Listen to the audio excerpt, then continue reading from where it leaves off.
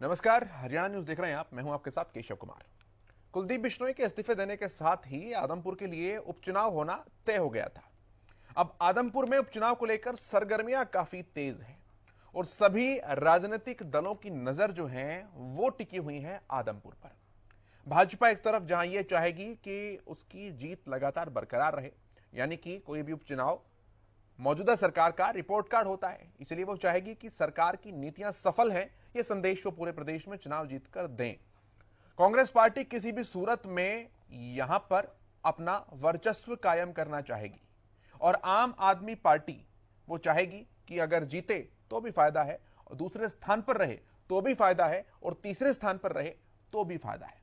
लेकिन सवाल यह है कि आदमपुर की जनता जनार्दन किसे आदमपुर का तख्त सौंपती है।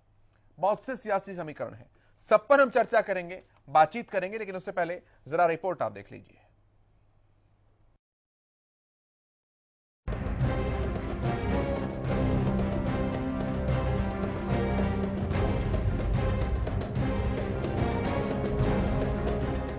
अगले कुछ समय तक हरियाणा की राजनीति का आकर्षण केंद्र आदमपुर होने वाला है।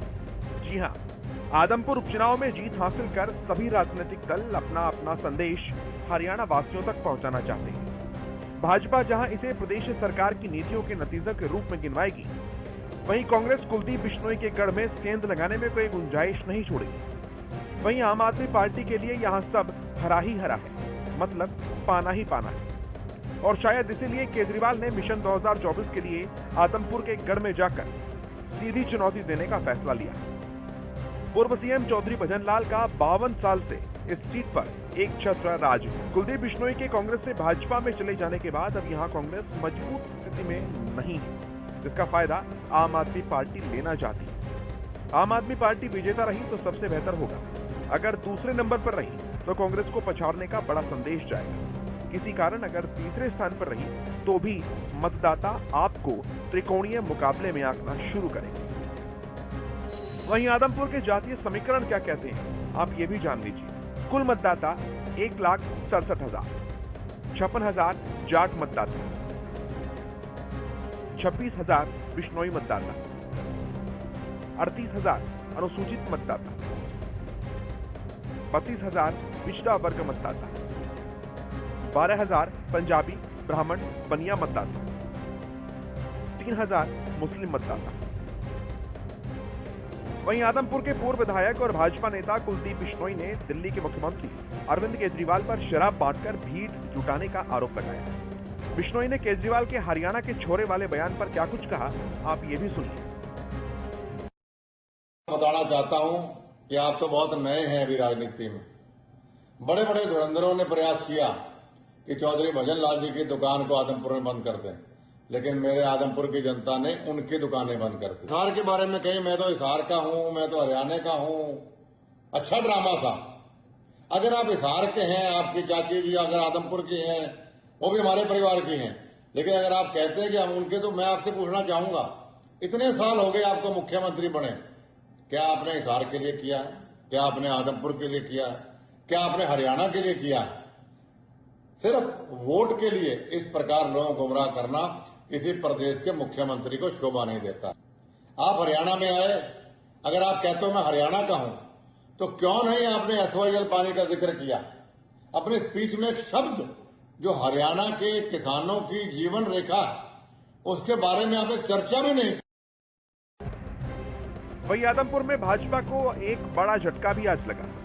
2014 में भाजपा के टिकट पर चुनाव लड़े करण सिंह रानौलिया ने कांग्रेस के प्रदेश अध्यक्ष उदय भान और कांग्रेस सांसद दीपेंद्र हुड्डा से मुलाकात की। अंदरूनी हलचल तो ऐसी भी है कि करण सिंह रानौलिया 17 सितंबर को कांग्रेस ज्वाइन कर सकते हैं। खैर, अब देखना होगा कि आदमपुर का उपचुनाव क्या क्या क्लाइमैक्स लेकर आता है। क्या भाजपा कुलदीप बिश्नोई के जरिए आदमपुर की सीट को बचाने में सफल रहेगी, या इस बार कांग्रेस बाजी मार जाएगी, या कोई तीसरा मेहमान फायदा उठाने में कामयाब होगा?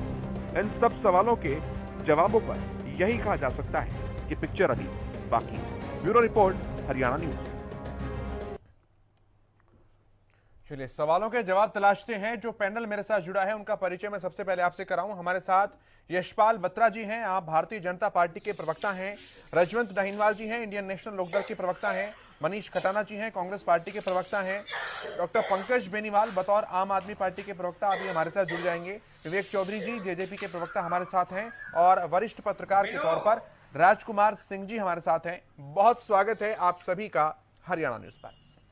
शुरुआत चूंकि मुझे आम आदमी पार्टी से ही करनी थी, लेकिन पंकज जी अभी जुड़े नहीं हैं, तो मैं राजकुमार सिंह जी आपका आकलन एक बार जान लेता हूं, फिर मैं बारी बारी से सबके पास आऊंगा। क्या कुछ समीकरण अभी लग रहे हैं? कुलदीप बिश्नोई, चौधरी भजनलाल परिवार का मजबूत गढ़ आदमपुर भाजपा में आने के बाद क्या पार्टी के ही वोट रहेंगे या वहां पर वोट तो केवल बिश्नोई का ही है? जी, चुनाव अपने आप में बड़ा दिलचस्प प्रयोग होता है या मुकाबला होता है, ऐसा हमने कई बार देखा। लेकिन आज की तारीख में बात करें, जबकि उपचुनाव के कार्यक्रम की घोषणा नहीं हुई है, उसमें समय है, उम्मीदवारों की घोषणा में समय है, तो कहीं ना कहीं आपको पुराने इतिहास के आधार पर चीजों को देखना होगा। बिल्कुल। आपको जैसा आपने रिपोर्ट में बताया कि लगभग आधी सदी ये भजनलाल का या परिवार का गढ़ रहा है। इसमें कांग्रेस छोड़ दी है और भाजपा में शामिल हो गए। कांग्रेस पहली बार नहीं छोड़ी उन्होंने, उससे पहले भी छोड़ी थी, अपनी अलग पार्टी बनाकर 2009 का चुनाव लड़े थे। जो इस बात का सबूत है कि पार्टी बदलने न बदलने से भजनलाल जो वहां जनाधार है या उनके परिवार की जो लोकप्रियता है और ज्यादा। अब तो कुलदीप बिश्नोई भाजपा में आ गए हैं और भाजपा पिछले 8 साल से हरियाणा का सत्तारूढ़ दल है, देश का भी सत्तारूढ़ दल है और आज की तारीख में है तो देश का सबसे बड़ा राजनीतिक दल है। कोई वजह नहीं कि उनके भाजपा में आने के बाद सिर्फ भाजपा के लोग रह जाएंगे। जो तर्क है और व्यवहारिक जो बात है वो ये है कि उनका जो अपना जनाधार है उसमें भाजपा के वोट ऐड होंगे या भाजपा के वोट बैंक में उनका जनाधार ऐड हो। हाँ। और इन दोनों ही सिचुएशन में भारतीय जनता पार्टी को ही फायदा मिलता दिख रहा है अभी तक, पूर्वानुमान की बात करें तो। हाँ, पूर्वानुमान की अगर बात करें, पिछले चुनावों के समीकरणों के आधार पर बात करें, हाँ, तो कोई चुनौती में भाजपा के उम्मीदवार के लिए ही तो अभी मान के चलते हैं कुलदीप बिश्नोई ही होंगे, बाकी तो समय बताएगा। कोई मैं नहीं देखता। ऐसे में जैसा आपने कहा कि असली मुकाबला और असली दिलचस्पी दूसरे स्थान के लिए हो सकती है। पुराने इतिहास की बात कर लें, समीकरणों की बात कर लें, तो कांग्रेस को नंबर 2 पर रहना चाहिए, कांग्रेस को मुख्य मुकाबले में होना चाहिए। संपत सिंह कांग्रेस में वापस आ गए। एक नाम आपने अभी और बताया जो भाजपा के उम्मीदवार थे वो आज मिले हैं, कांग्रेस के बड़े नेताओं से आ भी सकते हैं। लेकिन आम आदमी पार्टी ने जिस तरह से हिसार से अपनी एक नई मुहिम शुरू की, मिशन नंबर 1, तो कुछ सोच समझ के। ठीक है, मैं वापस आऊंगा राजकुमार जी। थोड़ा सा ऑडियो भी आपका थोड़ा सा डिस्टर्ब हो रहा है बीच बीच में, उसे दुरुस्त कराते हैं, फिर वापस मैं आपके पास आऊंगा। यशपाल बत्रा जी के पास मैं आ रहा हूं। यशपाल बत्रा जी, किस तरह से देख रहे हैं अभी तक की बनी हुई सियासी समीकरणों को, क्योंकि खुली चुनौती जो है वो आकर हिसार से केजरीवाल साहब देकर गए हैं। देखिए, केजरीवाल जो लड़ाई लड़ रहे हैं और आदमपुर के अंदर तो स्पेशल, मुझे तो ऐसा लगता है कि वो तीसरे नंबर चौथे नंबर की लड़ाई लड़ रहे हैं। वो कोई वैसा नहीं कि वो सोच रहे हैं कि हमें वहां पे आदमपुर के अंदर फर्स्ट नंबर की लड़ाई लड़नी है। वो लड़ी तीसरे और चौथे नंबर की लड़ाई रहे हैं और उनकी तो बात आप सुन रहे हो। अभी आपके चैनल पे लिखा रहा मैं हरियाणा का छोरा हूं। अगर हरियाणा का छोरा है तो SYL का पानी भी तो हरियाणा को देना था, वो दिया नहीं। बयान आप रोज अलग अलग सुनते हैं इनके। पंजाब में बयान आपने सुना, हरियाणा में अलग बयान। पंजाब में जाएंगे तो पंजाब की बात के अकॉर्डिंगली बयान देंगे, हरियाणा के अंदर आएंगे तो हरियाणा के अकॉर्डिंगली बयान देंगे। तो उनपे तो विश्वास बिल्कुल जनता का उठ चुका है। मैं हमेशा एक बात कहता हूं कि अगर हिंदुस्तान में अगर कोई झूठ बोलने का कोई अवार्ड है तो मुझे लगता है उनके उनके बराबर का कोई कंपटीशन ही नहीं होगा। 1 सेकंड में उसका डिसीजन हो जाएगा, केजरीवाल जी को दे दिया जाए। सभी जगह से एक ही आवाज उठेगी, केजरीवाल जी को दे दिया जाए। तो उस तरीके से इनका, जिस तरीके से मैं देखता हूं जनता के अंदर, हर रोज गुमराह करते हैं जनता के अंदर चैनलों पे आके, लोगों के बीच में जाके, तो ये लड़ाई जो लड़ रहे हैं, ये तीसरे और चौथे नंबर की लड़ाई लड़ रहे हैं। इनकी कोई भी पब्लिक के अंदर, समाज के अंदर, आम पार्टी का बत्रा साहब आपकी बात मान ली कि तीसरे और चौथे नंबर की लड़ाई लड़ रहे हैं, लेकिन तीसरे नंबर पर आने के बाद भी जनता में मैसेज तो चला जाएगा कि बीजेपी कांग्रेस के बाद विकल्प कौन। त्रिकोणीय समिति, त्रिकोणीय मुकाबले का भी अगर मैसेज आम आदमी पार्टी दे पाती है तो सफलता रहेगी उनकी। पार्टियां देखिए, सुनिए, अगर टोटल लोग ही 5 रहेंगे, 5 पार्टियों में रहेंगे, किसी ने तो आना है तीसरे में भी, चौथे में भी, 5वें में भी, दूसरे में भी, किसी ना किसी ने तो उसको आना है। लड़ाई जो लड़ रही है, मैं पहले कह रहा हूं, तीसरा, चौथा, 5वें नंबर की लड़ाइयां हो रही हैं, दूसरे से 5वें तक की झगड़ा। पहला तो कोई सोच भी नहीं रहा, पहले की लड़ाई तो क्लियर हो चुकी है। फर्स्ट नंबर पे किसने आना है ये सबको पता, पूरे हरियाणा की जनता को पता, हर इंसान को पता है। फर्स्ट नंबर पे कुलदीप बिश्नोई जी ने ही आना है, उनके अलावा कोई भी ऐसा कैंडिडेट। आपके पुराने उम्मीदवार करण सिंह रनौलिया साहब वो उदयभान जी से मुलाकात करते हैं, दीपेंद्र जी से मुलाकात करते हैं और 17 तारीख को कांग्रेस पार्टी भी ज्वाइन कर रहे हैं। देखिए, ये सबका अपना अपना अधिकार है। सबको कोई स्वार्थ की राजनीति करना चाहता है तो वो जरूर इधर से उधर जाएगा। अगर कोई स्वार्थ की राजनीति नहीं करना चाहता और देश के हित के अंदर काम करना चाहता है और समाज के हित के अंदर काम करना चाहता है और प्रदेश हित में काम करना चाहता है तो वो बीजेपी के अंदर ही रह के काम हो सकता है। ये स्वार्थ नहीं होना चाहिए कि मुझे टिकट मिली है, ठीक है, या नहीं मिली। ठीक है मनीष जी, करण सिंह रनौलिया का भाजपा को छोड़कर कांग्रेस में आने का विचार क्या केवल वही है जो कि बत्रा साहब कह रहे हैं, या फिर वाकई कोई संभावनाएं उन्हें कांग्रेस पार्टी में दिख रही हैं?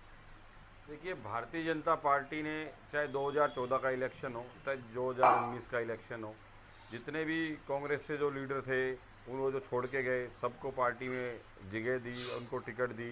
जिनके ऊपर ये पहले भ्रष्टाचार का आरोप लगाते थे, जैसे ही वो बीजेपी में शामिल होते थे बिल्कुल दूध से गंगा जल से नहला दिया करते थे और सुबह तक वो सारे पाक साफ हो जाया करते थे। चलो, ये तो अपनी अपनी बात है। और जो लोग छोड़ के, ठीक है, जो जिन्होंने बीजेपी से इलेक्शन लड़ा, आज अगर कांग्रेस से कोई शामिल हो रहा है तो झटका तो उसको लगता ही है कि मैंने जिस पार्टी के लिए दरी बिछाई, जिस पार्टी के लिए मैंने काम करा, जिस पार्टी का मैं कार्य करता हूं, और वही पार्टी जिसने उसको टिकट से लड़ाया, और आज वो उसकी टिकट काट कर किसी और को दे रही है और उस आदमी को दे रही है जो कांग्रेस से अभी 2 दिन पहले छोड़ के गए हैं, तो झटका लगता है। ये बात स्वार्थ की नहीं है, ये बात इंसानियत की है, ये अपने स्वाभिमान की लड़ाई है जो हर इंसान को लड़नी चाहिए और वो लड़ रहे हैं। लेकिन भारतीय जनता पार्टी इनको दूसरे नज़रों से देखती है कि आज पहले नंबर की बात कर रहे हैं। तो इससे पहले भी उपचुनाव हुआ है, बड़ौदा उपचुनाव में भी भारतीय जनता पार्टी ने पूरा तंत्र, पूरा अपना सरकारी अमला जमला सारा वहाँ डाल रखा था। खट्टर साहब ने खूब रैलियां करी वहाँ, और उसका नतीजा क्या हुआ वो सबको पता है। हुड्डा साहब के 10 साल के कार्यकाल को हरियाणा की जनता याद करती है, हरियाणा की जनता इसलिए याद करती है। अच्छा खड़ाना साहब, आप उन पर तो आरोप लगा रहे हैं कि वो कुछ दिन पहले ही पार्टी छोड़कर आए और उन्हें वो टिकट दे देंगे। हालांकि ऐसा अभी औपचारिकता कहीं है नहीं कि टिकट दे देंगे, लेकिन आप भी तो वही करने जा रहे हैं। वो बीजेपी से आपके पास आ रहे हैं, आप उन्हें टिकट देने की बात करेंगे। हमारी टिकट किसको जाएगी किसको नहीं जाएगी ये तो भविष्य के गर्भ में है, इसका अभी क्लियर नहीं है। लेकिन वहां टिकट क्लियर है, ये मैं लिख के यहीं दे देता हूं। अगर उनको टिकट नहीं देगी तो मैं रिजाइन देने के लिए तैयार हूं। ये जो गठबंधन और ठगबंधन हरियाणा में चल रहा है पिछले 3 साल से और उससे पहले, इनका जो ठगबंधन है, इनका जो गठबंधन है, ये बिल्कुल क्लियर है। ये राज को पाने के लिए जिस तरीके की राजनीति, भाई को भाई से लड़ाने का काम करते हैं, कभी नॉन जाट की राजनीति करते हैं, कभी दलित गैर दलित की करते हैं, महाराष्ट्र में नॉन मराठा की करते हैं। तो ये लोगों को राज से मतलब है, इन लोगों को आम आदमी से, गरीब से, किसान से, छोटे व्यापारी से। मैं जवाब लूंगा आपके सवाल का भी। मैं पंकज जी के पास आ रहा हूं, हमारे साथ जुड़ चुके हैं डॉक्टर पंकज बेनीवाल, आम आदमी पार्टी के प्रवक्ता हैं। स्वागत है सर आपका। पंकज जी, हिसार में आकर कहते हैं केजरीवाल साहब मैं हरियाणा का छोरा हूं, आदमपुर मुझे जिता दो, 2024 में मैं सरकार बना दूंगा। कुलदीप बिश्नोई कहते हैं हरियाणा का छोरा अगर है तो आज चुनाव के समय हरियाणा की क्यों याद आई, हिसार के लिए क्या कुछ किया? देखिए, कुलदीप बिश्नोई जी को खुद का देखना चाहिए कि मैंने 55 सालों में मेरे परिवार ने आदमपुर के लिए क्या किया। 1968 से लेकर के आज तक उनका ही परिवार वहां पर राज करता रहा है। उन्होंने आज तक आदमपुर को क्या क्या सौगातें दी हैं वो बता दें हमारे को। दिल्ली के अंदर और पंजाब के अंदर क्या क्या अरविंद केजरीवाल ने आम आदमी पार्टी ने किया है, मैं सैकड़ों लाइन में गिना दूंगा। लेकिन अगर कुलदीप बिश्नोई आज चैनल के माध्यम से ये बता दे कि मैंने ये 5 काम करवा दिए आदमपुर के अंदर। हम अभी जो रैली करके आए हैं, उस रैली स्थल से जो थोड़ा सा पहले एक चौक पड़ता है क्रांति चौक, उस पर इतनी गंदगी थी, इतना पानी था, और बारिश के दिनों में लोग बताते हैं कि क्रांति चौक पे घुटने से भी ऊपर का पानी आ जाता है। ऐसी व्यवस्था उन लोगों ने बना रखी है। वहां पर लोगों को ठगने का काम करते हैं, झूठ की राजनीति वो लोग करते हैं वहां पर बैठ करके। अब जो वहां पर आज शंखनाद हुआ है, जो कल वहां पर अरविंद केजरीवाल जी का, वहां अब आदमपुर में झूठ की और ठग की राजनीति को बंद कर दिया जाएगा। जो झूठ की उन्होंने दुकान वहां चला रखी है उसको बंद कर दिया जाएगा। वो कह रहे हैं 2-2 राज्यों के मुख्यमंत्री आए और 2,500-3 हजार लोग ही आए होंगे, और जो भी आए वो बाहर से बुलाए हुए थे। वीडियो उन्होंने रिलीज किया है 20-25 लोगों की, जिसमें लोकेशन बताई गई है। खुद लोग बता रहे हैं कि हम रैली में आए हैं। कोई जींद का है, कोई कुरुक्षेत्र का है, कोई रोहतक से आया है, कोई बहादुरगढ़ से आया है। अरविंद केजरीवाल और आम आदमी पार्टी मेक इंडिया नंबर 1 के मुहिम पे चल रही है। पूरे देश को, यानी कि 130 करोड़ जो जितनी भी जनता है देश की, उन सबको एक करके भारत को नंबर 1 देश बनाना चाहती है दुनिया के अंदर। अब वो जो लोग आए वो हरियाणा के थे, वो चाहे किसी भी जिले से आए थे हरियाणा के, वो इसी दुनिया में रहते थे और इसी देश के रहते थे। हर एक भारतीय है, हर एक नागरिक भारतीय है। हमने जो मुहिम चलाई है वो मुहिम है मेक इंडिया नंबर 1। सारी भीड़ हिसार आदमपुर की नहीं है, ये आप भी एडमिट कर रहे हैं। पूरी जनता थी, सब जगह से जनता थी। हम बंटवारे की राजनीति नहीं करते, हम करते हैं मुद्दों की राजनीति। ये लोग करते हैं बंटवारे की राजनीति। ये आज कह रहे हैं आदमपुर और हरियाणा, इन्होंने हरियाणा से आदमपुर को अलग कर दिया। हम कह रहे हैं कि सारी की सारी जनता पूरे हरियाणा से आई है। हम कहते हैं कि कोई दिक्कत ही नहीं है। हम तो गठजोड़, यानी कि एक एक आदमी एक दूसरे से मिल जाए, सारे 130 करोड़ भारतीय मिल जाए और भारत को नंबर 1 देश बना दे। ये आज आदमपुर को हरियाणा के नक्शे से अलग कर देना चाहते हैं। और वो राजनीति हमेशा ही जोड़ तोड़ की राजनीति और लोगों को विवेक जी के पास आ रहा हूं, करते हैं। मैं विवेक जी के पास आ रहा हूं, फिर रजवंत जी के पास आऊंगा, फिर डिबेट पर आता हूं। विवेक जी रखिए अपनी बात।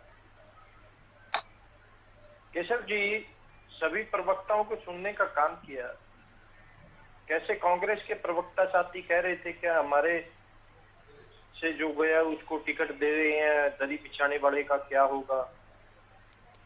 आज मैं कांग्रेस के प्रवक्ता साथी मनीष जी से पूछना चाहूंगा। मनीष जी, आप क्लियर कर दीजिए कि आप बीजेपी से जो आपके पास कैंडिडेट जा रहा है उसको टिकट नहीं देंगे। मैंने तो पहले ही क्लियर कर दिया। टीवी डिबेट के ऊपर हमारी पार्टी का जो टिकट आप डिक्लेयर कर रहे हैं कि गठबंधन किसको टिकट देगा। आप अपनी पार्टी के बारे में बताइए कि आप किसको टिकट देंगे। आप ये क्लियर कीजिए टीवी डिबेट पे बैठ के कि हम उसको टिकट नहीं देंगे जो बीजेपी से आया। हमें जो जमीन से जुड़ा हुआ आदमी नजर आएगा, बिछाने का काम किया, जो कांग्रेस की नीतियों में आस्था रखता है, जो गरीब व्यक्ति की आवाज उठाएगा, जो हरियाणा में किसान और मजदूर की आवाज उठाएगा, हम उसको टिकट देंगे। ऐसे डिबेट नहीं चल पाएगी। जैसे एलनाबाद में पवन बेनीवाल को दिया था, आपको जनता ने वोट दिया, बीजेपी के लिए वोट दिया था। ठीक है, ठीक है मनीष जी, ठीक है। अभी तो मैं पहला कमेंट ले रहा हूँ। अभी तो पहला कमेंट ले रहा हूँ। बीजेपी से आए हुए या किसी अन्य दल से आए हुए कार्यकर्ता को या नेता को टिकट नहीं देंगे। आप टीवी डिबेट में बैठ के स्पष्ट कीजिए। आप जनता ने बीजेपी के प्रवक्ता है या कांग्रेस के प्रवक्ता है, आप हमारे गठबंधन के उम्मीदवार का तो ऐलान यहाँ से कर रहे हैं। जो लोगों को आपने जिस तरीके से ठगा है, आज हरियाणा की जनता अपने आप को ठगा हुआ महसूस कर रही है। सुनने का आपने बीजेपी का अगेंस्ट वोट मांग कर ठगा हुआ था कुमारी शैलजा जी महसूस कर रहे हैं। विवेक जी, ठगा हुआ किरण चौधरी जी महसूस कर रहे हैं। विवेक जी, सारे बढ़िया महकमे बीजेपी के लिए किस लिए? सुनने का काम कीजिए। क्या आपने ये वही लोग हैं जो 70 पार और जमुना पार की बात कर रहे थे? केशव जी, ये सहनशीलता इनके अंदर नहीं है। शायद पहली बार डिबेट पे बैठे हैं। मनीष जी, आज ही आया हूँ। काम कीजिए। विवेक जी, आज ही आया हूँ। आप अपनी पहली बार आया हूँ। आ जाए तो सुन लेते हैं। आ जाए तो मैं बता दूं आपको, अपनी बारी में बोलिएगा, बीच में इंटरप्ट ना करें। आज बारी बारी ये बात कर रहे हैं, अपनी पार्टी के बारे में नहीं बताएंगे, ये गठबंधन के बारे बताएंगे कि गठबंधन का गठबंधन नहीं, हरियाणा की जनता का ठगबंधन। गठबंधन नहीं, हरियाणा के हितों का ठगबंधन। मतलब हरियाणा की जनता का है, नहीं हरियाणा की जनता का ठगबंधन है। हरियाणा की जनता कर रही है मतलब ठग। ऐसे बोलेंगे तो इनकी बारे में मैं बोलूंगा।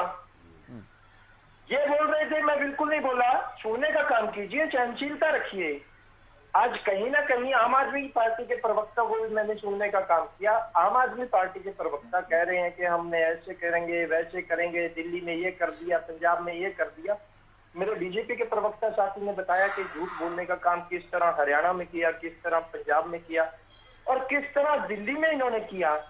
ये दिल्ली में जाके कुछ कहते हैं, पंजाब में जाके कुछ कहते हैं और हरियाणा में आके कुछ कहते हैं। पंजाब में जाके ये कहते हैं एक बूंद पानी की नहीं देंगे, हरियाणा में आके ये कहते हैं SYL आएगी, मुझे बुलाए कोई। दिल्ली में जाके ये कहते हैं हरियाणा हमें पानी दे, हमारा पानी नहीं देगा। अरे आप अपना स्टैंड क्लियर कीजिए। कल भगवंत मान जी को सुन रहे थे, भगवंत मान जी कह रहे थे कि मेरे को बुलाओ, मैं मीटिंग के लिए तैयार हूँ, और उन्हीं के एक मंत्री कहते हुए सुने गए कि एक बूंद पानी की नहीं देंगे। भगवंत मान जी को और मेरे आम आदमी पार्टी के प्रवक्ता को मैं बताना चाहूंगा, अगर इनको ज्ञान ना हो कि 3 चिट्ठियां लिखी जा चुकी हैं, 3 बार बुलावा दिया जा चुका है मीटिंग के लिए, पर हर बार ना जाने का काम भगवंत मान जी द्वारा किया गया।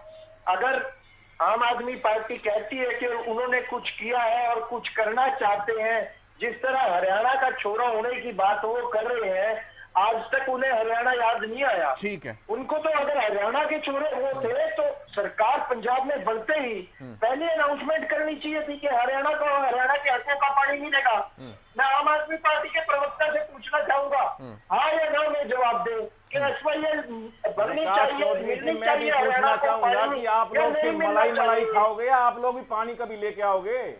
आपकी सरकार अरे, पहले भी रह ली, सरकार आपकी चौधरी है, देवीलाल की सरकार भी सरकार आपकी की आपकी थी, है। ओम प्रकाश चौटाला की सरकार भी पंजाब में आपकी हमारी की नहीं थी, है। और ये सरकार सरकार भी आपकी आपकी की है, है। पंजाब में आप हमेशा आप बताने लोग का आते हो काम मलाई कीजिए। खाते हो। नहीं, मलाई नहीं, खाने से ये आपको चलेगा it's आपका। quite मैं illogical. देश के अंदर करूंगा। पहला ऐसा पंकज जी, मुख्यमंत्री अरविंद पंकज केजरीवाल। जी, ये मलाई खाने वाली पंकज बात जी, कहाँ सोने से का आती है? काम भाई हरियाणा ने नहीं, अपने आप हिस्से की सोने खुदाई, का काम कीजिए। हरियाणा ने आप अपने हिस्से की सोने का खुदाई पूरी की हुई है, अब पंजाब के हिस्से की खुदाई हरियाणा थोड़ी ना करेगा जाके। इनको बताने का काम कीजिए कि हरियाणा के हिस्सा पूरा कंप्लीट है। हरियाणा ने अपना हिस्सा आज से नहीं, हाँ। बहुत पहले से कंप्लीट किया हुआ है। अगर कहीं दिक्कत है तो वो पंजाब से है। ये हरियाणा में जवाब दें कि हाँ हरियाणा को हरियाणा के सरकारों ने क्या पानी किया? दिलाएंगे या नहीं दिलाएंगे। चौधरी साहब ये बताओ, आगे पीछे की बात पूर्व मत की करें। सरकारों ने क्या किया? अभी तक एक चीज 4 महीने हुए नहीं किया, पूर्व की उससे सरकारों ने, पहले सरकारों के साथ पूर्व की आप सरकारों ने वो मान लिया बताया नहीं हमें। किया, लेकिन आप भी पूर्व की जी। सरकारों की तरह ही करेंगे। ठीक है केशव जी, हाँ। मैं माफी के साथ सारे पैनल से माफी मांगते हुए मैं एक बात कहूंगा हमारे आम आदमी पार्टी के प्रवक्ता को, आप आज अनाउंस करके जाइए कि हरियाणा के हकों का पानी हरियाणा को मिलेगा। मैं कहूंगा सारा पैनल, बिना पूछे मैं सारे पैनल से कहता हूं, सारा पैनल आपका और आपके नेताओं का स्वागत करने के लिए तैयार खड़ा है। आप कहिए कि हाँ हरियाणा को हरियाणा के हकों का पानी दिलाएंगे। केशव जी भी आपका स्वागत करेंगे। मैं इतना विश्वास रखता हूं जब हरियाणा को हरियाणा के हकों का पानी मिलेगा तो सारा पैनल आपका स्वागत करेगा। आप हाँ या ना में जवाब दीजिए। भगवंत मान जी ने कहा है कि मैं तैयार हूं मीटिंग करने के लिए। सुप्रीम कोर्ट का फैसला आ चुका है। अब मनोहर लाल खट्टर जी को आना है और सेंटर की सरकार कौन है? अरे मंत्री को छोड़िए ना, मुख्यमंत्री का नहीं लग रहा है आपको? मुख्यमंत्री की बात चाहिए, मंत्री की बात चाहिए?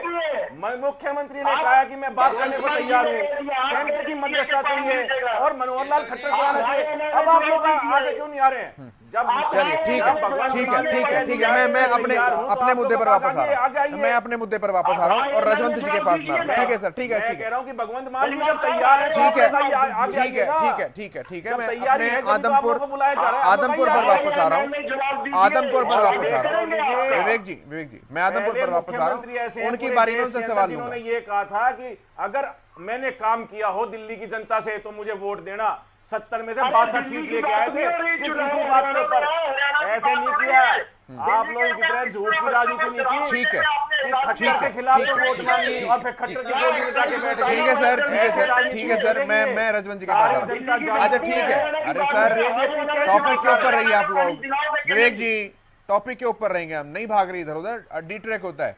रजवंत जी के पास आ रहा हूँ। रजवंत जी, हाँ मैं पूछूंगा, उनकी जब जवाब देने की बारी आएगी तो मैं उनसे पूछूंगा, ऐसे तो सबकी बारियां कटती रहेंगी ना सर। रजवंत जी के पास आ रहा हूँ। रजवंत जी, आम आदमी पार्टी की तैयारियां शुरू हो चुकी है, कांग्रेस में भी हलचल दिखाई दे रही है, करण सिंह रोनेवाल को लेकर आ रहे हैं अपनी तरफ। भारतीय जनता पार्टी में कुलदीप बिश्नोई भी एक्टिव से नजर आ रहे हैं। लोकदल कहाँ है?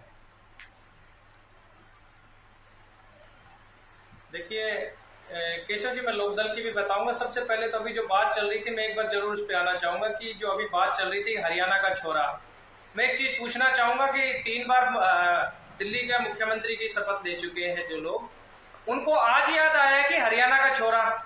इससे पहले वो छोरा कहाँ गया था? जब एसवाईएल के बारे में जब वो स्टेटमेंट देते हैं, जब वो पंजाब यूनिवर्सिटी के बारे में स्टेटमेंट देते हैं, तो वो जो छोरा कहाँ चला गया था? जब दिल्ली में प्रदूषण होता है तो वो हरियाणा को ब्लेम करने का काम करता है, वो हरियाणा का छोरा तब कहाँ चला गया था? तो ये चीज आप सोच के देखिए, ये राजनीतिक लोग हैं जो ये कह के राजनीति करते हैं कि हम राजनीतिक लोग नहीं है, हम राजनीति नहीं जानते। असल में ये वही लोग हैं जो काम करने की बजाय लोगों को उलझाना, लोगों को किस प्रकार गुमराह किया जाए, किस प्रकार बहकाया जाए, ये वो काम करते हैं। आज सबसे पहले तो जो आम आदमी पार्टी है जो हरियाणा में चुनाव लड़ने की बात कह रही है, आज हरियाणा के हितों की अगर बात करने के लिए सबसे पहले हरियाणा में अगर वो आएंगे तो हरियाणा की जनता उनसे पूछेगी हमारे हक का पानी, हमारी पंजाब यूनिवर्सिटी पे आपने कब्जा किया हुआ है, हमारा वो हिस्सा क्यों नहीं देते? जब 2 भाई होते हैं उनका बंटवारा हुआ है और बंटवारा परस्पर होना है, जब बंटवारा हो गया है तो वो हिस्सा लेने में, इनको देने में क्या दिक्कत है? छोटा भाई कहते हैं, उसके बावजूद अगर हरियाणा के हक को मारा गया और फिर ये कहते हैं कि हम हरियाणा में चुनाव लड़ेंगे, हरियाणा में सरकार बनाएंगे, आदमपुर में चुनाव बनाएंगे, तो ये चीज आप भी जान सकते हैं कि हरियाणा की जनता इनका क्या हश्र करने वाली है। रही बात, मैं आपको अब बता देता हूं कि इन्हें लोग कहाँ हैं। इंडियन नेशनल लोकदल मजबूती से आदमपुर का चुनाव लड़ेगी। अभी पिछले चुनाव की अगर हम बात करें तो हमने सरकार के खिलाफ चुनाव लड़ा था। पिछली बार जो इलाहाबाद का चुनाव हुआ था वहां हमने सरकार को हराया, वहां हमने जननायक जनता पार्टी को हराया, वहां हमने हरियाणा लोकहित पार्टी को हराया, और तो और वहां पे चौधरी भूपेंद्र सिंह हुड्डा जो अपने दोस्त की बात कहकर गोपाल कांडा का प्रचार करने गए थे, हमने उनको हराया। चौधरी अभय सिंह चौटाला गए और वहां पर जीत निश्चित की। तो आज ये लोग अपने आप उसी चुनाव से, जिस प्रकार जो इलाहाबाद का उपचुनाव हुआ था, एक ऐसा ही रिजल्ट आपको आदमपुर में भी देखने को मिलेगा। इंडियन नेशनल लोकदल पार्टी पूरी तरह से मजबूत है। एक उसका वर्कर गांव-गांव में हल्के में जाकर अपने कार्यकर्ताओं को मजबूत करने के तैयार कर रहा है। वो जो हरा चश्मा आप लोगों ने लगाया हुआ है, एक बार दूसरों को भी दे दीजिए ताकि देख लें। गांव-गांव में जाने की बात करते हो, 5 गांव का नाम बता दो आदमपुर। देखिए, एक क्या बात है, क्या बात है मेरे भाई, आपने तो सब कुछ ही खत्म कर दिया। मैं हरियाणा के सारे गांवों को बात बता दूंगा, लेकिन एक चीज आप बताने का काम कीजिए ना। आप कह रहे हैं गांव-गांव जाने का काम कर रहे हैं वर्कर,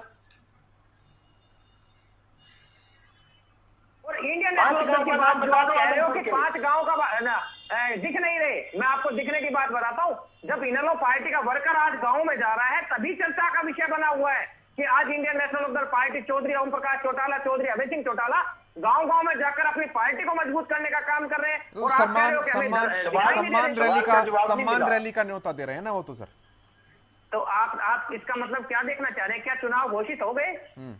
मतलब आप ये कह रहे हैं चुनाव घोषित हो गए? आप चुनाव घोषित हो जाएंगे, चुनाव घोषित हो जाएंगे तो हम चुनाव की भी बात करेंगे। मतलब तैयारी चल रही है ना, यही पूछ रहा हूँ मैं। तैयारी दोनों की चीज चल रही है। जब हम अपने वर्करों के बीच में जा रहे हैं तो उनको सम्मान दिवस की रैली का भी निमंत्रण दे रहे हैं। उनको हम आदमपुर चुनाव के लिए तैयार कर रहे हैं, उनको हम 2024 के लिए भी तैयार कर रहे हैं। वहां पे अपने वर्करों में जोश भरने का काम कर रहे हैं। और ये देखना आप इसका रिजल्ट, जब फतेहाबाद की जब रैली, जो महारैली होगी, तो ना कहीं आपको भारतीय जनता पार्टी मिलेगी, ना कहीं आपको कांग्रेस मिलेगी। चलिए, मैं बत्रा साहब से जवाब लेता हूँ। मैं यशपाल जी से जवाब लेता हूँ। यशपाल जी, वो कह रहे हैं जब हमारी रैली होंगी तो कोई नहीं दिखेगा, लोकदल ही लोकदल होगी बस। जी केशव जी, हाँ बिल्कुल, इनका कहना तो ठीक है, कोई दिखेगा ही नहीं ना। इनका मीनिंग है कि रैली में ही कोई नहीं दिखेगा तो दिखेगा ही कोई नहीं। इनके तो कहने और करने में बिल्कुल अलग अलग बातें होती हैं। और आपको इनका इतिहास पता रहा है, इतिहास इनका देखा है आप लोगों ने, जितना राज इन्होंने जिस टाइम के अंदर किया, जिस तरीके से देश के अंदर, प्रदेश के अंदर जिस भ्रष्टाचार इन्होंने बढ़ावा दिया, उसके अकॉर्डिंगली तो बिल्कुल ठीक कह रहे हैं। इनका सम्मान रैली नाम भी इन्होंने बड़ा अच्छा दिया कि सम्मान रैली होगी। वो सम्मान किसका होगा ये आप भी जानते हैं, सब जानते हैं। सम्मान ये उन्हीं का करते हैं जो भ्रष्टाचार के अंदर साथ रहते हैं, इनके साथ उन्हीं का सम्मान करते हैं, उससे ज्यादा ये किसी का सम्मान नहीं करते। और रैली तो वाकई में हमें ऐसा लगता है कि रैली तो इतिहास ऐसा दर्ज कर देगी इतिहास के अंदर। चौधरी देवीलाल की जयंती के उपलक्ष्य में मनाई जाती है और यहाँ पर देश प्रदेश के लाखों लोग वहाँ पर पहुंचकर चौधरी देवीलाल को सम्मान तो आप खो चुके हैं, आपकी रैली सम्मान खो चुकी है। सम्मान वाली बात सम्मान वाली बात तो आप पहले ही खो चुके पूरे हरियाणा से। ठीक है रजत जी, ठीक है, मैं आपकी बारी में दोबारा आ जाऊंगा आपके पास, आपको फिर से मौका दूंगा सवालों के जवाब देने का, लेकिन ऐसे बीच में इंटरप्शन नहीं प्लीज। यशपाल जी बोलिए। जी जी, मैं तो कह रहा हूं इनको अपने एक विधायक जो आपका पार्टी का रह गया उनको संभालने की कोशिश करें, और पार्टी जिस तरीके से जहां जा रही है उसको संभालने की कोशिश करें। सम्मान तो आपका धीरे धीरे देश और प्रदेश देख रहा है किस तरीके की सम्मान रैली करने से अच्छा उस सम्मान को बचाओ जो रह रहा है आपका। शायद आपको ध्यान हो। ठीक है, मैं राजकुमार सिंह के पास आ रहा हूं। राजकुमार जी का विधायक एक बना है, और ठीक है, मैं राजकुमार जी के पास आ रहा हूं। राजकुमार जी, ये एसवाईएल के मुद्दे पर हरियाणा आम आदमी पार्टी का एकदम क्लियर कट स्टैंड ना होना, ठीक है रजत भाई, ठीक है, मैं आगे बढ़ रहा हूं, अगले बिंदु पर आ रहा हूं। एसवाईएल का जिक्र कर रहे थे, अभी से डिबेट का पार्ट बना रहा हूं मैं। राजकुमार जी, हरियाणा आम आदमी पार्टी का एसवाईएल पर एकदम बिल्कुल क्लियर कट स्टैंड ना होना क्या आदमपुर के चुनावी समीकरणों के लिहाज से नुकसान पार्टी को पहुंचाएगा? देखिए, सिर्फ आदमपुर नहीं, हरियाणा में राजनीति करने की जो आम आदमी पार्टी की योजना है, रणनीति है, उसमें सबसे बड़ा संकट इनके लिए एसवाईएल है। जैसा हम लोगों ने पहले भी चर्चा की थी, तीनों राज्यों में, दिल्ली में, पंजाब में, हरियाणा, आम आदमी पार्टी की भाषा अलग अलग रहती है। और जब चुनाव आता है और जब सुप्रीम कोर्ट का फैसला आ गया है, तब आपके पास किंतु परंतु करने के बहुत रास्ते बचते नहीं है। तो ये इनके लिए परीक्षा की घड़ी भी है, और अगर इसमें कोई संतुलित या व्यवहारिक रुख इन्होंने अपनाया जो हरियाणा के हितों के साथ भी न्याय करे, पंजाब के हितों के साथ भी न्याय करे, तो इनके लिए बेहतर होगा। लेकिन वो आसान नहीं है। जब आदमी ज्यादा चतुराई से काम लेता है तो वो फंसने की गुंजाइश ज्यादा रहती है। जहां तक आदमपुर का सवाल है, मैं आपकी बात से सहमत हूँ कि आदमपुर को आम आदमी पार्टी, जैसा ने शब्द भी इस्तेमाल किया, प्रवेश द्वार, एंट्रेंस, ये इसको एक टेस्ट केस की तरह देख रहे हैं। हरियाणा में अभी जो राजनीति है, खासकर एनएलओ के बिखराव के बाद, जाने के बाद, सीधे मोटे तौर पर भाजपा और कांग्रेस के बीच पटके रह गई। आम आदमी पार्टी उसको अपने लिए संभावनाएं तलाश रही है। वो संभावनाएं इस बात पर निर्भर करती हैं कि कांग्रेस कितनी एकजुट होकर के आगे की राजनीति करती है, चुनावी राजनीति। आम आदमी पार्टी, कांग्रेस की जो भावी संभावना है राजनीति के चुनावी हरियाणा में, उनका संकेतक भी होगा आदमपुर का उपचुनाव। ठीक है, मनीष जी, अल्टरनेट कांग्रेस पार्टी का, आम आदमी पार्टी। देखिए, ऐसा कुछ नहीं है, कोई अल्टरनेट नहीं है। हरियाणा जब 2019 का चुनाव था, मात्र 10 दिन पहले हुड्डा साहब को कमान दी थी। मैंने कई बार ये बात कही है, और उस 10 दिन के अंदर आप देखिए कि मीडिया घराने में किस तरीके से बीजेपी को 70, 80 और 83 पार दिखा दिया था, और कांग्रेस की सीटें 6-7 दिखा रहे थे। तो मात्र 10 दिन के अंदर हुड्डा साहब ने जब कमान संभाली तो 31 सीटें हम जीत कर आए। उसमें भी कुछ राज्यसभा चुनाव में क्या हुआ? हुड्डा साहब के हाथ में कमान थी, क्या पड़ा राज्यसभा चुनाव में? कोई बात नहीं चौधरी साहब, विधानसभा वहाँ कहाँ उनकी जादुई विधानसभा के, वो तो आपको भी पता है आपने क्या करा है, वो तो आपको भी पता है। इसका वोट कैसे कैंसिल किया है, क्या सौदेबाजी हुई है, पैसे आप बताने का काम पैसे वो पिछले चुनाव जेजेपी और बीजेपी के पास पैसा ही तो है, पैसे से गरीबों का खून चूस के जो पैसे इकट्ठे कर रहे हो, एमएलए तो विधायक तो खरीद रहे हो, पिछले में भी और अब के चुनाव में विधायक तो खरीद रहे हो। ये तो जनता के ऊपर टैक्स लगाया, विधायक खरीदने का तो काम कर रहे हो। अरे आप बताने का तो काम कीजिए, पिछले चुनाव में क्या हुआ, आप लोग वो जो अपने गांव में भी नहीं जा पाए, एक ने कहा 70 पार, दूसरे ने कहा जमुना पार, और मलाई खाने के लिए बैठे दोनों यार सारे। अरे गौतम जी बता देंगे कौन कितना खा रहा है, कौन से महकमे से कितना आ रहा है, आपके विधायक बता देंगे, पार्टी के आपके विधायक बता देंगे। हरियाणा के गांवों में बीजेपी के खिलाफ वोट मांगकर और हरियाणा के लोगों को बेच दिया, इस तरह में सौदेबाजी करी का काम किया। ठीक है, मैं कौन से महकमे थे जो सवाल हरियाणा की जनता के लिए, जो सवाल है उस सवाल पर रहते हैं। जनता को सही लूट रहे हो। प्रदेश अध्यक्ष को टिकने नहीं दिया शराब गया। घोटाले खूब करे, लोग कोरोना काल में मर रहे थे, आप शराब बेच रहे थे, लोग ऑक्सीजन मांग रहे थे, आप शराब दे रहे थे।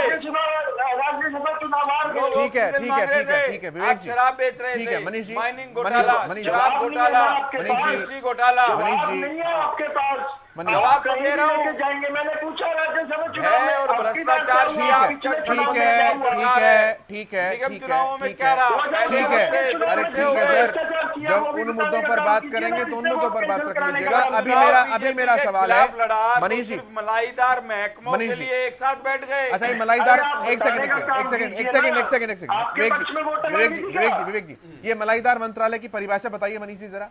मलाईदार महकमे एक्साइज है, रिवेन्यू है, सारा मलाईदार वो तो गौतम जी बता देंगे। ना पूछूंगा, एक सेकंड कौन कितना खा रहा है, एक गौतम दादा गौतम बता देंगे। आपको कैसे पता है मलाईदार ये महकमे मलाईदार केवल हरियाणा में होते हैं क्या? ये के विधायक बता देंगे। मनीष जी, चिल्लाने से बात ठीक नहीं हो जाती है। ये महकमे मलाईदार जो हैं वो केवल हरियाणा में होते हैं क्या? किसी कांग्रेस शासित राज्य के अंदर नहीं होते? ये पूरी राजनीति को बदनाम करते हैं आप लोग। शराब बिक रही है, कोरोना काल। आप मेरे सवाल पर रहिए, आप मेरे सवाल पर रहिए। ये मलाईदार महकमे केवल हरियाणा में होते हैं क्या?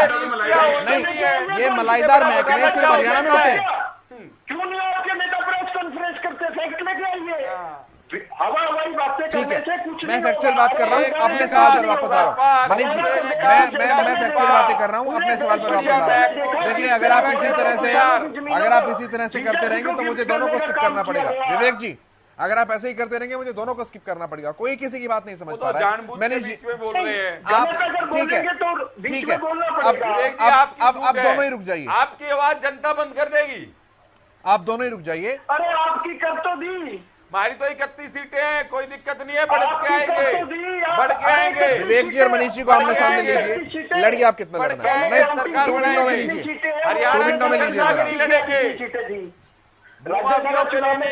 घोटालों के लिए नहीं, माइनिंग के लिए नहीं, शराब घोटालों के लिए, हरियाणा की जनता के लिए, हरियाणा के किसान के लिए, हरियाणा में भाईचारे के लिए, हरियाणा में छोटे व्यापारी के लिए लड़ेंगे।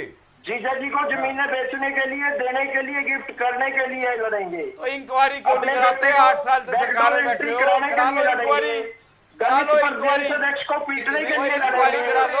दलित प्रदेश अध्यक्ष को नीचे दिखाने के लिए आप लोग दलित की राजनीति करते हो। 100 गज के जो हुड्डा साहब प्लाट दिया करते थे बीपीएल परिवार में, अगर 3 साल की सरकार में एक प्लाट दिया है तो बता दो। किसी दलित को अगर एक प्लाट दिया है तो बता दो। आप लोग दलित की राजनीति करेंगे। केशव जी,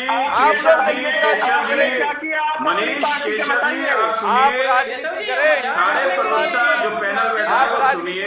हिंदुस्तान और इस तरीके से अगर दोनों सम्मानित प्रवक्ता है, मैं ऑडियो डाउन करूंगा अच्छा नहीं लगता है मुझे, खुद दुख होता है किसी की ऑडियो डाउन करते हुए। लेकिन प्रवक्ता है, पूरा का पूरा इस तरह से डिबेट खराब करना ये लाजमी नहीं है। मेरा सवाल था आपसे मनीष जी, और ये सवाल जो प्रीवियस कैलकुलेशन है उन पर आधारित है। आम आदमी पार्टी अगर दिल्ली के अंदर मजबूत हुई तो इसलिए क्योंकि कांग्रेस पार्टी वहां पर कमजोर थी। पंजाब के अंदर हालिया उदाहरण आपके सामने है, आम आदमी पार्टी वहां पर मजबूत हुई तो इसलिए क्योंकि कांग्रेस पार्टी कमजोर हुई। यही वाला संभावना जो है वो हरियाणा के अंदर अभी देख रही है आम आदमी पार्टी, और इसीलिए मैं विकल्प शब्द का इस्तेमाल कर रहा हूं। ये मेरा सवाल है आपसे। केशव जी, मैं बिल्कुल साफ शब्दों में कहूंगा, मैं कोई घुमा फिरा के कोई राजनीतिक बयानबाजी नहीं करूंगा।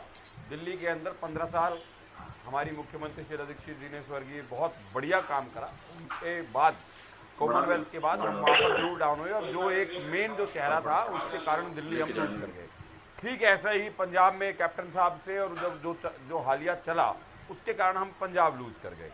हरियाणा के अंदर मैं बार बार कहता हूँ, हर बार कहता हूँ और फिर कहता हूँ, हरियाणा के अंदर जो 10 साल भूपेंद्र सिंह हुड्डा ने हरियाणा में विकास का पहिया, भाईचारे का पहिया, जो प्रति व्यक्ति आय और निवेश का पहिया, जितने IIT कॉलेज, जितने विश्वविद्यालय, जितने हॉस्पिटल हरियाणा में जो निवेश हुआ करता था, जो फैक्ट्रियां और कारखाने लगाने का काम करा, जो हुड्डा साहब के काम में जो काम हुआ, आज लोग उस भाईचारे को, उस विकास को याद करते हैं।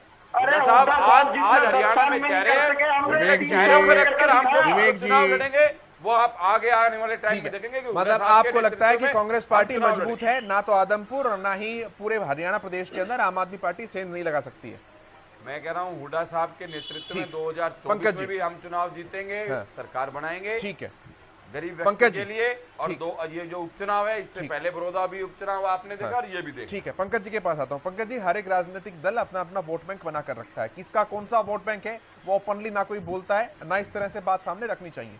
आम आदमी पार्टी जो है वो अपना वोट बैंक किसे बना रही है? सबका तो फिक्स है। कांग्रेस में सेंधमारी आप करते आए हैं, मनीष खटाना जी कह रहे हैं यहाँ संभावना है ही नहीं क्योंकि हुड्डा साहब मजबूत है। आम आदमी पार्टी जनता की पार्टी, 70 में से 67 सीट जिता देना वो सबके सामने है, 70 में से 62 सीट जिता देना वो भी सबके सामने है, 117 में से 92 सीट जिता देना वो भी सबके सामने है। तो आम आदमी पार्टी तो जनता की पार्टी, किसी भी कांग्रेस का बीजेपी का विकल्प नहीं है, ये तो जनता का ही विकल्प है। जनता को अपने मुद्दे चाहिए कि हमें अच्छी बिजली चाहिए, हमें अच्छी शिक्षा चाहिए, पानी चाहिए, हमें अच्छे सरकारी अस्पताल चाहिए। हमारी जो दिनचर्या की जो चीजें हैं वो जो पार्टी बात करती है, जिन मुद्दों पे बात करती है, उनके लिए आज आम आदमी पार्टी निरंतर कार्यरत है। और हमारा हर एक आदमी वोटर है। हम तो हर एक आदमी को अपना वोटर बनाना चाहते हैं। हम तो कहते हैं कि 130 करोड़ जो जनता है देश की, वो भारतीय सारे के सारे इकट्ठा मिलकर के देश को बदलना चाहते हैं, भारत को नंबर 1 देश बनाना चाहते हैं। अब जो स्कूल बंद किए इन्होंने, 105 स्कूलों में से 10 से 12 स्कूल तो इन्होंने आदमपुर के बंद किए। जो 55 साल से राजनीति करते आए हैं उनके यहाँ पर स्कूलों का इतना बुरा हाल है कि 12 से 13 स्कूल वहां बंद हो गए। मैं 4-5 गांवों के नाम भी गिना दूं, जिनमें से असावरा गांव है, जगान गांव है, मोहब्बतपुर है, खैरमपुर है। खैरमपुर के बच्चे तो स्कूल में के गेट के बाहर रोडों पे बैठे हुए हैं। ये कहते हैं कि बेटी बचाओ बेटी पढ़ाओ। अरे बेटी को पढ़ाएं कैसे? आपने स्कूलों के तो ताले लगवा दिए। वहां पर गांवों के लोगों ने धरना प्रदर्शन कर रखा है कि हमारा स्कूल खोला जाए। टीचरों की बदली करके स्कूलों में से टीचर्स को घटा दिया जाता है। आज 105 स्कूलों का नतीजा ये कह रहे हैं कि वहां पे बच्चे कम है। मैं कह रहा हूं कि दिल्ली के अंदर जाओ, 4 लाख बच्चों ने पिछले साल एडमिशन प्राइवेट स्कूलों से छोड़ करके सरकारी स्कूलों में एडमिशन कराया। और ये सरकारी स्कूलों को बंद करके प्राइवेट स्कूलों की तरफ बच्चों को भेजने चिराग योजना मंत्री एमएलए के बच्चे भी पढ़ रहे हैं। अरे आपके एमएलए के कौन से बच्चे पढ़ रहे हैं वो बता दो। सरकारी स्कूलों में आप तो गरीब के बच्चों को भी नहीं पढ़ने दे रहे। अपने बच्चों को पढ़ाने का गरीब के बच्चों को भी नहीं पढ़ने दे। हम तो कह रहे हैं कि गरीब का बच्चा पढ़ेगा। आपने स्कूल बना भारतीय हर एक भारतीय को शिक्षा, अम्बेडकर जी ने कहा कि शिक्षा सबका मौलिक अधिकार है, हम मौलिक अधिकार देके रहेंगे। अगर आपको लगता है कि मौलिक अधिकार देना रेवड़ी है, फ्री की रेवड़ी है तो फ्री की रेवड़ी लगेगी।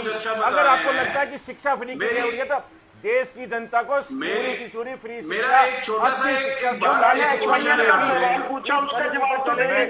और विवेक जी ने कहा था कि ये लोग कैसे सरकार में आ गए। इन सारी बातों को छोड़ के मुख्यमंत्री है सर, आप इन पूरे सारी देश बातों को छोड़ के हरियाणा का चुनाव मैंने काम किए हो तो मेरे को वोट देना, नहीं तो वोट मत देना। जनता ने ऐसा काम किया कि 70 में से 62 सीटें दी। ये लोग तो सिर्फ और सिर्फ अपनी मलाई खाते हैं, सरकार में कैसे रहें। आप कुलदीप बिश्नोई जी को देखिए, 55 साल से एक ही आदमपुर में एक ही परिवार का राज है, उसके बावजूद हरियाणा जनहित कांग्रेस बनाते हैं 2007 के अंदर। 2011 में उसका अलायंस कर देते हैं बीजेपी के साथ, फिर बीजेपी को 2014 में छोड़ देते हैं कि ये लोग तो भ्रष्ट हैं, ये लोग नाकारा हैं, ये लोग हमारे लायक नहीं है। ऐसे आरोप लगा करके कुलदीप बिश्नोई 2014 में बीजेपी का साथ अपना गठबंधन तोड़ देते हैं। 2016 में राहुल गांधी जी के साथ मिलकर के कांग्रेस में विलय कर देते हैं। ये इनकी राजनीतिक इच्छा और पब्लिक को बेवकूफ बनाने की, वो देखो आप किस तरीके से इनका चार्ट है पूरे का पूरा। 4 अगस्त 2022 को फिर ये बीजेपी में आ जाते हैं, अब इनको बीजेपी बहुत अच्छी लग रही है क्योंकि ईडी का छापा पड़ गया, वो डायमंड की जो इनके सिस्टम था उसके ऊपर छापा लग गया। इनका और रेणुका बिश्नोई दोनों का तो वो क्या पासपोर्ट भी जब्त है, इनका तो पासपोर्ट भी जब्त है, तो देश के बाहर भी यात्रा नहीं कर सकते। जवाब चाहिए। आप ये बताइए कि ऐसे जो लोग हैं जो सिर्फ जनता को ठगने का काम कर रहे हैं, वहां पर यशपाल बत्रा जी जवाब मैं यशपाल जी जवाब आपका विवेक जी आपके पास यशपाल जी ठीक है विवेक जी लूंगा जवाब यशपाल जी के पास आ रहा तो रजवंत जी के पास। यशपाल जी, छोटा सा क्वेश्चन है, इन मुद्दों को भटकाने की जरूरत क्या है? आपकी सारी बातें सच्ची हैं, आपकी पार्टी बहुत अच्छी है, आप बहुत अच्छे काम कर रहे हैं। आप सिर्फ 12 सेकंड का एक ही क्वेश्चन है हमारा, उसका आंसर आप दे दीजिए।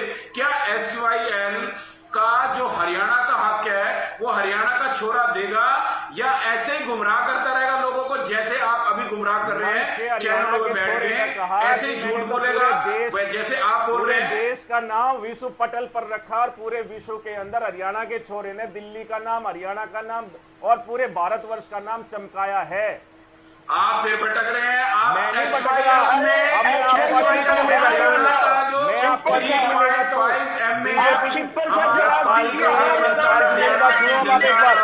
जिसके 12 सेकंड में आप भी जवाब देना मुझे। आप मुझे ये बताओ, नो का जवाब दें। आप ये भटकाओ मत। एक देश में क्या होगा, एक क्या मेरा है आपसे आज, ये सारी जो झूठ का पुलंदा है आपकी राष्ट्रीय अध्यक्ष बहुत है, आपके अलावा कोई बहुत अकेला होता है, वो अकेला ही बोलता है, इतना जनता।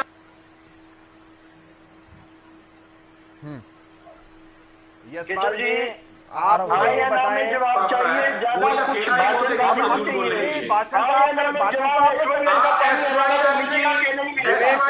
आप ये बताओ, जो देश बीजेपी की सरकार हरियाणा में पहले वहां पंजाब के अंदर थी, नरेंद्र मोदी ने सेंटर के अंदर 1 गिलास पानी नहीं लेकर के आया। भूपेंद्र सिंह हुड्डा की सरकार थी यहाँ पर 10 साल, मनमोहन सिंह की सरकार थी 10 साल, और कैप्टन अमरिंदर सिंह की सरकार थी 10 साल, 1 गिलास पानी तक नहीं आया। आप लोग आज बात करो, 4 महीने हुए, चिंता मत करो, आप सारी चीजों का हल होगा।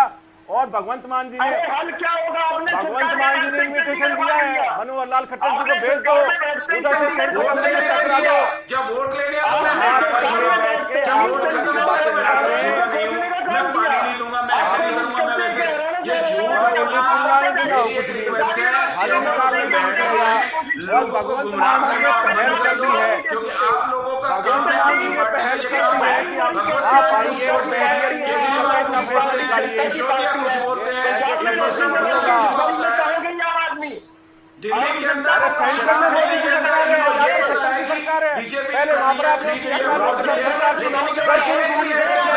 जल्दी सुप्रीम कोर्ट में फैसला ही नहीं दिया। पहले की आप कहते थे 16 साल पहले फैसला आ गया था, आज कहते हो कल फैसला है। हम तो कह रहे हैं कि सुप्रीम कोर्ट का फैसला आ गया, भगवंत मान जी ने मौका दे दिया है। आप सेंट्रल सरकार को लेकर के अपनी सेंटर से लेकर आओ और हरियाणा के मुख्यमंत्री को भेजो और सारे बैठ करके हल निकाल लो। इसमें मेरे को क्या, आपको क्या, सबका पूरे भारतवर्ष का फायदा होगा इसके अंदर। आप ये बताओ कि हरियाणा का हक हरियाणा को मिलेगा कि नहीं मिलेगा? भगवंत मान जी इसीलिए बुला रहे होंगे, क्वेश्चन में भगवंत मान जी, यशपाल बत्रा जी, भगवंत मान जी इसीलिए बुला रहे हैं कि आओ बैठो, टेबल पे बैठ के एक चीजें निकालते हैं, किस तरीके से उसका सोल्यूशन निकलेगा। इसीलिए तो मीटिंगें फिक्स हो रही होंगी। आप लोग यहाँ बैठ के चिल्लाओ ना, आप लोगों से कभी कुछ नहीं हुआ, आपसे सरकारी स्कूल अच्छे बने नहीं, सरकारी स्कूल बंद कर दिए, आपसे सरकारी अस्पताल अच्छे बने नहीं, सरकारी अस्पताल आप लोगों ने बंद कर दिए। आप लोग बैठ के सवाल की बात करते हैं, 10 सालों से आपकी सरकारें आपसे एक पानी की पिलाई नहीं चाहते, 1 गिलास पानी क्या नहीं पाए आप लोग। आज आप बात करते हैं सवाल की बैठ के। ठीक है, डिबेट सर आप लोग ही चला रहे हैं, डिबेट आप लोग ही चला रहे हैं, मनीष जी के साथ भी आप चला रहे थे बात करके, डिबेट आप ही लोग चला रहे हैं। ठीक है, मैं ले रहा हूँ सवाल, मैं जवाब दे रहा हूँ, मेरी सुनेंगे तो मैं सबके जवाब ले लूंगा, अगर अपनी अपनी गाते रहेंगे तो किसके से सवाल लूंगा, मैं ले ही नहीं पाऊंगा। नहीं, हाँ या ना में जवाब दीजिए, भाषणबाजी ना कीजिए। ठीक है, कोई आपकी राजनीतिक मंच नहीं है ये। आप 105 वापिस से ठीक करेंगे कि नहीं करेंगे, आप इस बात का जवाब दे दीजिए। जो आप लोगों ने 105 स्कूल बंद किए हैं, इस चैनल पे बैठ के कहिए कि 105 स्कूल वापिस से खोले जाएंगे, अच्छे स्कूल बनाए जाएंगे। क्यों आप लोगों ने बच्चों के साथ धोखा कर रखा है? क्यों आप लोगों ने बच्चों को क्यों गरीब बच्चों को पढ़ने नहीं दे रहे? आप चाहते हैं कि बच्चे पढ़े, हमारे देश के बच्चे पढ़े, हमारे हरियाणा के बच्चे पढ़े, आप लोगों को अनपढ़ रखना चाहते हो। आप लोगों को अगली बच्चों को स्कूलों में ना पढ़ाए, ऐसी आप लोग राजनीति कर रहे हैं। आज आप देश के साथ छलावा कर रहे हैं। यशपाल जी एक सेकंड मैं आपसे लूंगा माफी के साथ। आप ये बताने का काम कीजिए, आपके पास जवाब नहीं है, आप साफ स्पष्ट तरीके से कहिए कि हाँ या ना में मेरे पास जवाब नहीं है। आप बताओ 105 स्कूल खुलेंगे कि नहीं खुलेंगे, बच्चों को पढ़ाई का अधिकार मिलेगा कि नहीं मिलेगा? आप ये बात ना करो, आप मुझे ये बताओ कि 105 स्कूल खोलोगे कि नहीं खोलोगे? आप ये बताओ कि वहाँ पर जो आदमपुर के अंदर आज 12 स्कूल बंद कर दिए, वो स्कूल खुलेंगे कि नहीं खुलेंगे? आप इस बात का जवाब दीजिए। जो बच्चे रोड के ऊपर आज बैठे हुए हैं कि मेरा विद्यालय खुलना चाहिए, वो विद्यालय खुलेंगे कि नहीं खुलेंगे? इन बातों का आप जवाब दीजिए। गुमराह करने की बात ना करो। आदमपुर के ऊपर चर्चा है, आदमपुर की बात कर रहा हूँ। जो 10 से 12 बंद किए वो खुलेंगे कि नहीं खुलेंगे? आप इस बात का जवाब दे दीजिए। आज चैनल पे बैठ के 105 स्कूल खोलेंगे हमने और बात का जवाब भी देना, प्रॉपर नहीं देना, झूठ बोलना, हर बात नहीं बोलना। मुझे लगता है कि पूरी ट्रेनिंग मिलकर लोग आते हैं उससे। बढ़ाने का काम किया हमने। गाँव 105 स्कूल खोलोगे कि नहीं खोलोगे? इस बात का जवाब दो। ये नहीं कि आपने गाँव में क्या कर दिया क्या नहीं कर दिया। ये बताओ, गरीब का बच्चा पढ़ेगा कि नहीं पढ़ेगा? गरीब के बच्चे को जो सवाल आपसे पूछा गया, सवाल आपसे पूछा गया, मैं पूछ रहा हूँ आप लोगों से, आप बताएगा 105 स्कूल खोलोगे कि नहीं खोलोगे? शिक्षा का जो अधिकार है, मौलिक अधिकार है कि हर एक बच्चे को पढ़ने का अधिकार है। जो अंबेडकर जी ने बोला कि शिक्षा का अधिकार मौलिक अधिकार है, सबको मिलना चाहिए। आपने जो 105 स्कूल बंद कर दिए, उनका खोलेंगे कि नहीं खोलेंगे? इस बात का जवाब। ठीक है सर, मैं अब प्लीज आप लोगों से रिक्वेस्ट कर रहा हूँ, मुझे अपने मुद्दे पर रहने दीजिए। मुझे अपने मुद्दे पर सवाल यही है आपसे, 105 स्कूल खोलोगे कि नहीं खोलोगे? ठीक है ठीक है ठीक है ठीक है विवेक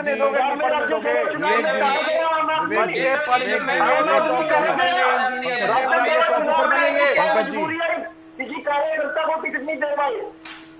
ठीक है, मैं रजवंत जी के पास आ रहा हूँ अब, क्या प्लीज। मजबूरी रही कि लोगों विवेक को बाहर से लाके विवेक जी ठीक है, मैं रजवंत जी के पास आ रहा हूँ। आप बीजेपी के पास क्यों जाके बैठ गए? अगर जब आप हार ही गए थे तो पंकज जी ठीक है, आपको क्या जरूरत मैं रजवंत जी के पास, आपको रजवंत जी रखिए अपनी बात। आपके वहाँ पे दादा गौतम ये कहते हैं विधानसभा के अंदर या तो खट्टर साहब काम कर लो, नहीं तो अरविंद केजरीवाल आ जाएगा, झाड़ू चला देगा सबके ऊपर। और 2024 में भी और अभी जो उपचुनाव हो रहा है इसमें भी झाड़ू चलेगी और अरविंद केजरीवाल की पार्टी, अरविंद केजरीवाल की नीतियां जीतेंगी। आप देख लेना आपके सामने। अरे कहाँ जीतेंगे, कौन सी नीतियां? ठीक है sir, Vivek ji, Pankaj ji, Vivek ji, Pankaj ji, Vivek ji, Pankaj ji, please please please रुक जाइए। अब एक फाइनल कमेंट ले रहा हूँ सबसे, एक फाइनल कमेंट। रजवंत जी रखिए अपनी बात। जी मैं फाइनली मेरे को 1 मिनट का समय दे दीजिए, मैं एक बात बता देता हूँ। एक तो ये जो भाई जेजेपी वाले जो भाई हमारे बोल रहे हैं, मेरा एक सवाल इनसे, अपना नंबर आए जब जवाब दे देना कि तीसरा उपचुनाव है हरियाणा में, ये खाली जय बोलेंगे या इनका भी कोई उम्मीदवार होने की घोषणा है? ठीक है। दूसरी बात, अभी कांग्रेस की जो बात चल रही थी, कांग्रेस कह रहे हैं कि हम एकजुटता से चुनाव लड़ेंगे। इन्होंने शैलजा जी को खुट्टे लाइन लगाया, इन्होंने सुरजेवाला जी को हरियाणा का बाहर का रास्ता दिखाया, इन्होंने जी किरण चौधरी जी को अलग साइड कर दिया। और उसके बावजूद भी आज इनका ये हाल है कि इनकी झूठियों में दाल बन रही है और ये कहते हैं कि हम मजबूत है। एक बात मैं ये अपने भाई जो भी आम आदमी पार्टी के प्रवक्ता जो बोल रहे थे 105 स्कूल बंद कर दिए, आदमपुर के इतने स्कूल बंद कर दिए, मेरा भाई कम से कम ठीक है, हम आपको वैसे झूठा कहते थे। मैंने भी देखा हिसार में 105 स्कूलों में हिसार में ही एक स्कूल बंद हुआ है। मैं भारतीय जनता पार्टी के पक्ष में नहीं हूँ, लेकिन आपकी झूठ के खिलाफ हूँ। अगर आप जो यहाँ पे झूठ की राजनीति करने आए, आपकी झूठ की राजनीति नहीं चलेगी। मेरे पास लिस्ट है, टोटल 105 स्कूलों में हिसार जिले में एक स्कूल बंद हुआ है। उससे पहले जो अगर आप बात करना चाह रहे हो वो कितने स्कूल बंद है, उस चीज का बात नहीं है। अगर बार आप कह रहे हो रजवंत जी, असवारा गांव कहाँ पर है, टीवी चैनल जगमान गांव कहाँ पर है? झूठ बोलने की हद होती है आपकी। आदमपुर के अंदर ये 4 गांव, तो मोहम्मदपुर गांव कहाँ पर है? खैरमपुर के बच्चे कहाँ बैठे? खैरमपुर कहीं विदेश में है क्या? खैरमपुर आदमपुर के अंदर है। असवारा गांव कहाँ पर है? असवारा गांव कहाँ पर है? आदमपुर के अंदर है, आदमपुर मंडी के पास है। जगमान गांव कहाँ पर है? आपको गाँव का तो आपको पता नहीं। आपसे विवेक चौधरी नहीं पूछा था 5 गाँवों के नाम बता दो, आपसे गाँव के नाम तो बताएंगे। आप स्कूल बंद हुआ है, मैं 4 स्कूल तो मैंने गिना दिया आपके सामने।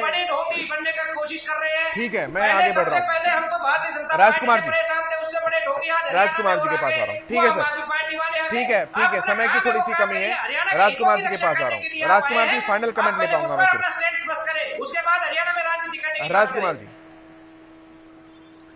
केशव जी, एक अच्छी खासी डिबेट को जिस तरह से राजनीतिक वाद विवाद का मंच बना दिया, वो अच्छी स्थिति नहीं है। और कॉन्फिडेंस अच्छी बात है, लेकिन ओवर कॉन्फिडेंस मुझे लगता है कि कई बार आत्मघाती होता है। अभी आम आदमी पार्टी के प्रवक्ता बड़ी बड़ी बातें कह रहे थे, इसमें तो राय नहीं है कि दिल्ली में आपको जो मैंडेट मिला प्रचंड था, पंजाब में प्रचंड था, लेकिन बाकी राज्यों में आपकी क्या स्थिति हुई? चुनाव तो आप कई राज्यों में लड़े, आप कह रहे हैं 130 करोड़ लोगों को लेकर के हम मेक इंडिया नंबर 1 बनाएंगे। लोकसभा में आप 0 हैं। 2 राज्यों की सरकार के सारे देश को नंबर 1 बनाएंगे, कैसे बनाएंगे? राजकुमार जी, ये कहना बार बार जो आम आदमी पार्टी कहती है, के साथ बात कर रहे हैं, जो आम आदमी पार्टी बार बार कहती है 75 साल में कुछ नहीं हुआ। आपकी बारी भी ले लूंगा प्लीज। 75 साल में कुछ नहीं हुआ भाई, इससे ज्यादा नकारात्मक सोच क्या हो सकती है? 75 साल में ये देश कहां से कहां पहुंचा है वो तो सबने देखा, उसको आप कैसे नकार देंगे? ये ठीक है कि प्राथमिकताएं आपकी बेहतर हो सकती हैं, आपकी सोच कहीं कुछ मामलों में बेहतर हो सकती है, आपके पास ज्यादा बड़ी प्रयोग दृष्टि हो सकती है, नई तरह की पार्टी है, पर ये नकार देना कि 75 साल में किसी दल ने, किसी सरकार ने कुछ नहीं किया, अब आपका अवतार हुआ है, 7 साल पहले, 8 साल पहले आप सब कुछ करेंगे, तो मुझे लगता है इस आत्ममुग्धता की स्थिति से उभरना चाहिए, राजनीति को मुद्दों पर करना चाहिए, दूसरे के अच्छे काम को भी स्वीकार करनी चाहिए और अपने सुझावों को देना चाहिए। ठीक है, अभी हमें बाकी सब नकार है, ये तो सोच बहुत नकारात्मक है। ठीक है मनीष जी। हरियाणा में जो उपचुनाव होने जा रहा है और जो चुनाव होंगे, मैंने पहले भी कहा, मैं दोबारा कह रहा हूँ, कांग्रेस पार्टी का जो भी उम्मीदवार वहाँ से चुनाव लड़ेगा आदमपुर से, आप देखना वो 100% जीत के आएगा, क्योंकि हरियाणा की जनता पिछले 8 साल से लगातार महंगाई, बेरोजगारी और भ्रष्टाचार की से अपने आप को लड़ रही है। ठीक, यशपाल जी।